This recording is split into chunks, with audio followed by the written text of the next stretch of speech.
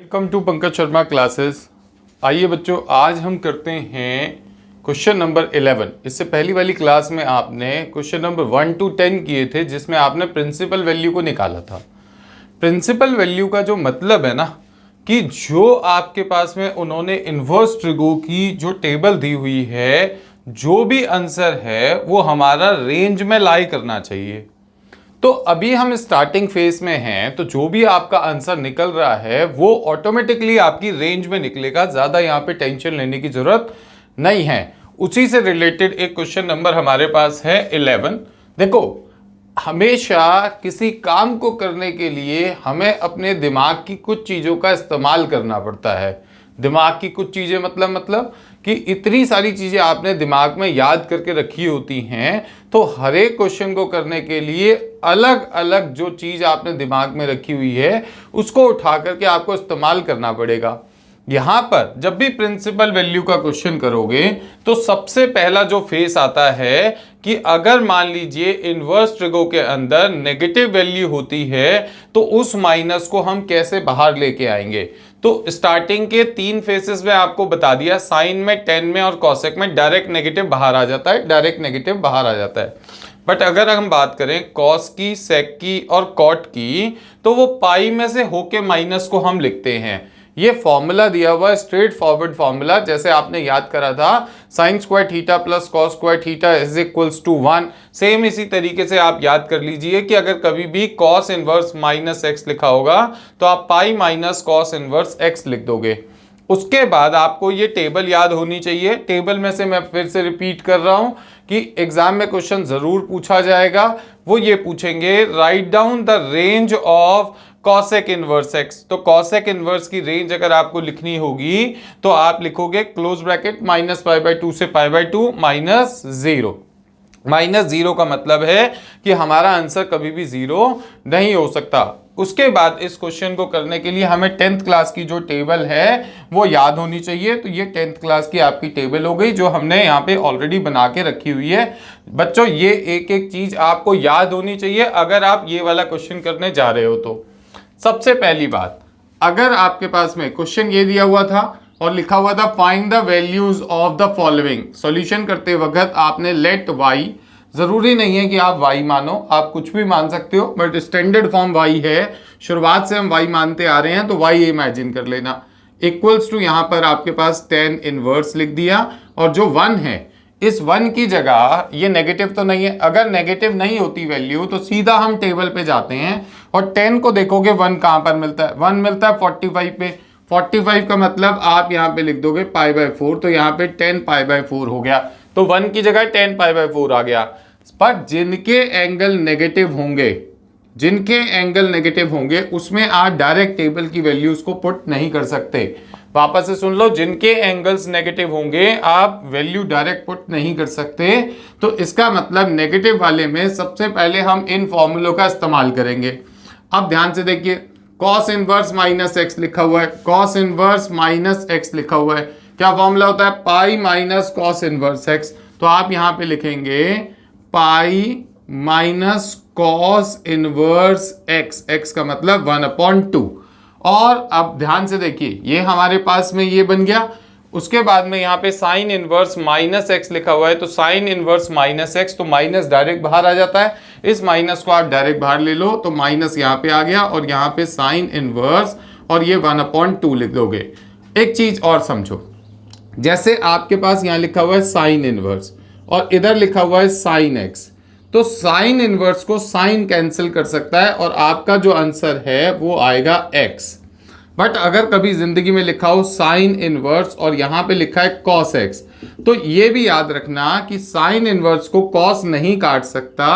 But ऐसा करने के लिए हम अपने 10th क्लास का एक फॉर्मूले का इस्तेमाल करेंगे, साइन इनवर्स, और यहां पे लिख देंगे साइन 90 डिग्री माइनस एक्स। तो क्योंकि साइन 90 माइनस एक्स का मतलब होता है कॉस एक्स, तो अब साइन इनवर्स से साइन कट जाएगा और आपका आंसर आ जाएगा पाई बाय 2 माइनस एक्स। तो ये बहुत इंपॉर्टेंट बात है जो कि आपको याद रखनी है। तीसरी इंपॉर्टेंट बात आप ये याद रखिए कि साइन इनवर्स लिखा है और यहां पे लिखा हुआ है minus sine x, minus sine x, तो ये साइन से साइन नहीं कटेगा, यहाँ पे आपके पास क्वेश्चन मार्क आ गया। अगर यहाँ पर कभी भी नेगेटिव वैल्यू दी हुई है तो आपको नेगेटिव वाले में पहले इन 6 फॉर्मूलों में से कोई फॉर्मूला चुनना पड़ेगा, वो यहाँ पर इस्तेमाल करना पड़ेगा, उसके बाद आप प्रॉपर तरीके से क्वेश्चन को कर पाओगे। होपफुली बात समझ आ गई होगी कि हम इसका इस्तेमाल किस तरीके से करते हैं। मतलब याद रखना, एक ट्रिग्नोमेट्रिक फंक्शन को सेम वाला ट्रिग्नोमेट्रिक फंक्शन ही कैंसिल आउट कर सकता है। कौन से वाले को? इनवर्स वाले को, नॉर्मल वाला।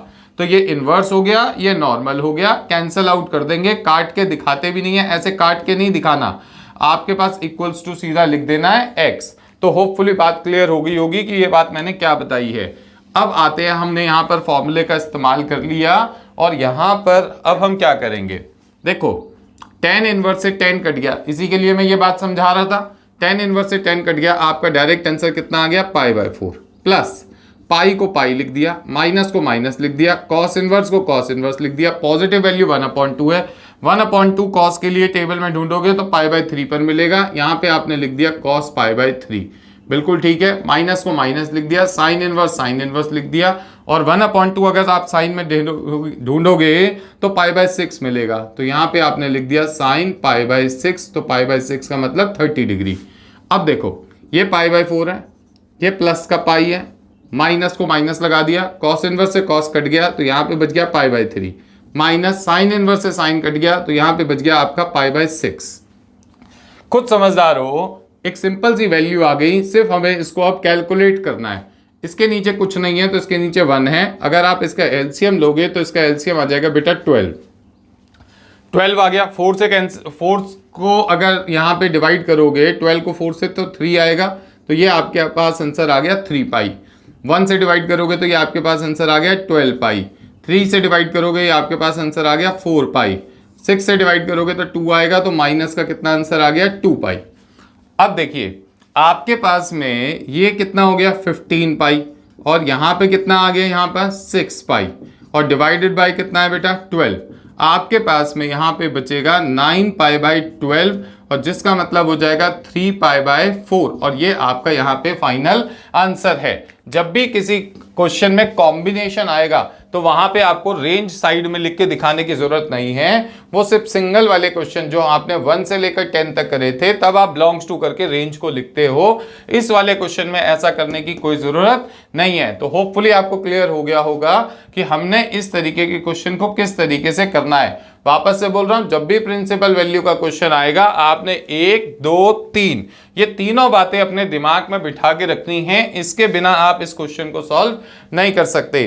तो चलिए हम आगे बढ़ते हैं। अब देखते हैं क्वेश्चन नंबर 12। क्वेश्चन नंबर 12 में क्या दिया हुआ है उसको ध्यान से पढ़ते हैं।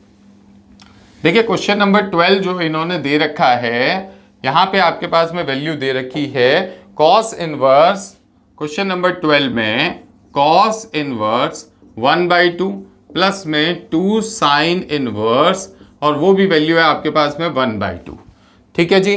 अब देखो, यहां पे नेगेटिव कोई है नहीं, नेगेटिव नहीं है तो क्वेश्चन करना बहुत आसान हो जाता है। सॉल्यूशन लिखोगे, लेट करोगे, y लिख लोगे, कॉस इनवर्स यहाँ पे 1/2 लिख दिया, प्लस में 2 लिख दिया, साइन इनवर्स लिख दिया, और यहाँ पे भी 1/2 लिख दिया।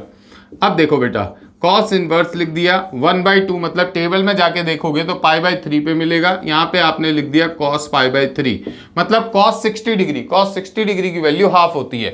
प्लस में यहाँ पे 2 लिख दिया और साइन इनवर्स लिख दिया। 1/2 देखोगे तो साइन 30 पर मिलेगा, तो साइन π/6 यहाँ पे आपने लिख दिया 1/2 π/3 पर। अब देखिए, cos इनवर्स से cos कैंसिल हो गया, ये वैल्यू बच गई π/3, प्लस में 2 लिख दिया, साइन इनवर्स से साइन कैंसिल हो गया, ये वैल्यू हो गई आपके पास में π/6।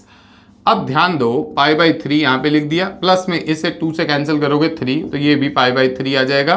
बेस सेम है तो 3 आ गया, तो यहाँ पे पाई प्लस पाई लिख दोगे, तो ये आपके पास में 2π/3 जो है वो इसका एक फाइनल आंसर हो गया। क्लियर है सभी को?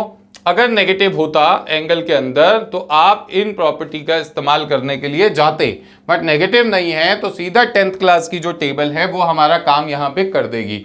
अब देखिए, क्वेश्चन नंबर 13 है। इसमें क्वेश्चन नंबर 13 में ऑप्शंस हैं, उस पर करेक्ट पे टिक लगाना है। अब सबसे पहले तो ऑप्शंस हो ना हो इससे ज़्यादा कोई फर्क पड़ता नहीं है। आपको चीजें याद होनी चाहिए। 13th में sine inverse x equals to Y दिया हुआ है और वो हमसे y की वैल्यू जानना चाहता है। ध्यान से देखिए, y मतलब sign inverse x। Sign inverse x की अगर हम y की वैल्यू के बारे में बात कर रहे हैं तो उसका मतलब रेंज के बारे में बात कर रहे हैं। तो साइन इनवर्स की अगर आप रेंज देखोगे तो -π/2 से π/2 है। अब यहां पे आप लिखोगे therefore y belongs to close bracket -π/2 to π/2। अब ये बात आपको ध्यान से समझनी है कि आपके पास जो आंसर आता है, देखो मैं x की जगह कुछ पुट करूंगा तो मेरा y जो है वो आंसर हो गया ना। तो जो आंसर आता है उसको हम रेंज कहते हैं। तो रेंज आपकी जो y की जो रेंज है वो अकॉर्डिंग टू टेबल -π/2 टू π/2 है। अब मतलब कि माइनस के 90 डिग्री से प्लस के 90 डिग्री तक। ये भी आपके पास एग्जाम में एक ऑप्शन दे सकते हैं, बट उन्होंने जो ऑप्शन लिख के दिया हुआ है y इज मोर देन और equals to -π/2 but less than और इक्वल्स टू π/2।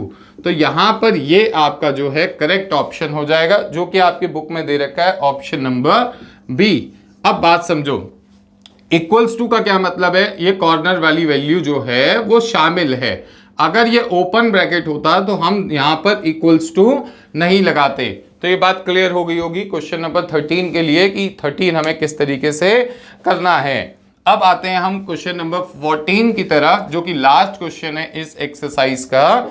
तो क्वेश्चन नंबर 14 इन्होंने क्या दिया हुआ है, आपने यहां लेट कर लिया y इज इक्वल्स टू, आपके पास है tan इनवर्स √3 और यहां पे -sec इनवर्स -2।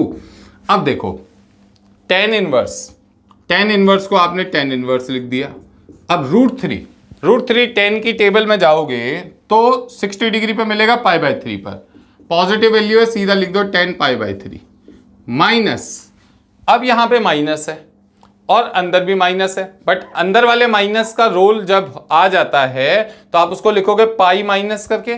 तो बाहर कभी भी माइनस होगा तो ब्रैकेट लगा लो, तो पाई माइनस यहां पे लिख दोगे sec इनवर्स और यहां पे वैल्यू आपकी आ जाएगी 2।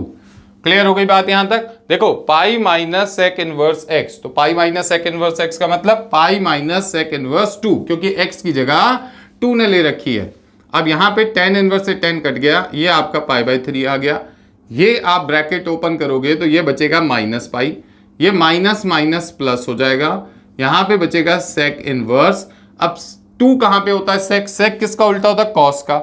1/2 का उल्टा 2 हो गया, तो ये भी आपका कितने डिग्री पर हो गया? 60 डिग्री पर। यहां पे आप लिखोगे sec लिखोगे और 60 डिग्री का मतलब आप यहां पे लिख दोगे π/3। अब देखो π/3 यहां पे π/3 -π प्लस प्लस sec इनवर्स से sec कट गया, यहां पे कितना आ गया? π/3। अगर आप इसका एलसीएम लोगे, इसके नीचे कुछ नहीं है तो ये 1 आ जाएगा, तो यहां पे आ गया 3। ये आपका पाई हो गया, माइनस में 3 पाई हो गया, यहां पे आपके पास में प्लस का कितना हो गया? पाई हो गया। अब देखो पाई और पाई, ये आपका 2 pi minus 3 pi divided by 3, तो ओवरऑल आंसर आ गया -π/3 और ये आपका क्या हो गया? आंसर। इसमें कोई ऑप्शन दे रखा है -π/3, तो वो आपका बी वाला ऑप्शन है, जो कि यहां पर करेक्ट ऑप्शन हो गया। होपफुली ये पूरी एक्सरसाइज 2.1 आपको समझ आ गई होगी। बेटा एक एक चीज की प्रैक्टिस कीजिए, जितनी ज्यादा प्रैक्टिस करोगे उतना ज्यादा आपका मैथ्स जो है वो इंप्रूव हो जाएगा। अब आपके पास में यहां पर प्रिंसिपल वैल्यू के सिंपल वाले क्वेश्चन करने के लिए आपको एक तो 6 ये वाले फॉर्मूले याद रखने हैं, टेबल याद रखनी है क्योंकि बिलोंग्स टू करके लिखोगे, या कभी 1 मार्क का क्वेश्चन पूछा जाए कि किस इनवर्स ट्रिग्नोमेट्रिक फंक्शन का डोमेन क्या होता है और रेंज क्या होती है। तो अब उसके बाद में एक 10th क्लास की टेबल आपको याद करनी है, जिसके थ्रू आप यहाँ पे वैल्यूज को पुटअप कर पाओगे। हमेशा वो यहाँ पर एक ऐसी वैल्यू देंगे जो कि हमारी टेबल में जिनकी हमें वैल्यू मालूम है। तब तक आप इसकी प्रैक्टिस कीजिए। Thank you very much.